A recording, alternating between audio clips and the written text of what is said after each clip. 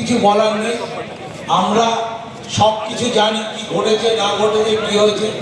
এই আলোচনা আর বেশি করে আমাদের লাভ নাই। আজকে যা ঘটনা ঘটেছে, সুপ্রিম কোর্টে যেটা ঘটনা ঘটেছে সেটার উপরে আমাদের মাননীয় মুখ্যমন্ত্রী, আজকে মাননীয় বলছি, কালকে বলতে পারবো কিনা আমি জানি না, কিন্তু মাননীয় মুখ্যমন্ত্রী ডাক্তারদেরকে যে রিকোয়েস্ট করেছেন, তিনি বলতে চেয়েছেন যে তোমাদের সঙ্গে আলোচনা করতে চাই এবং তোমাদের কি ডিমান্ড সেটা আমাদেরকে দাও।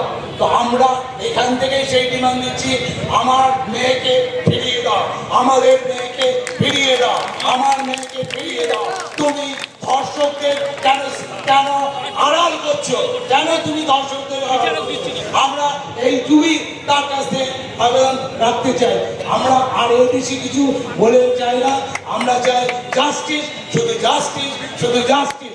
প্রত্যেকটা পুলিশ যারা আমাদের আশেপাশে রয়েছেন তাদেরকে আমরা রিকোয়েস্ট করছি, আমরা দেখুন অস্ত্রহীনভাবে খালি হাতে এখানে এসেছি, আপনাদেরকে কাউরি হাতে লাঠি দেখছি। আপনারা লাঠি কাদের উপরে চালাতে চান? আপনারা ধর্ষকদের উপরে কেন লাঠি চালাতে পারেন না? কেন আমাদের উপরে লাঠি দিয়ে আপনাদেরকে চিন্তা করতে হবে, সেটা আপনাদেরকে ভাবতে হবে, আমাদের পাশে আপনাদেরকে আসতে হবে। এই বলেই আমি আমার বক্তব্য শেষ করছি। Justice! Justice! Justice! Justice!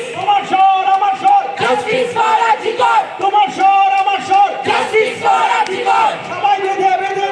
আগুন খানা জ্বালিয়ে রাখো! আগুন খানা জ্বালিয়ে রাখো! তিলোত্তমা বিচার পাও! তিলোত্তমা বিচার পাও! 30 দিন বিচারহীন, আর কদিন 30 দিন বিচারহীন, আর কদিন তোমার স্বর আমার স্বর, Justice for Ajikar! তোমার স্বর সবার স্বর, Justice for Ajikar!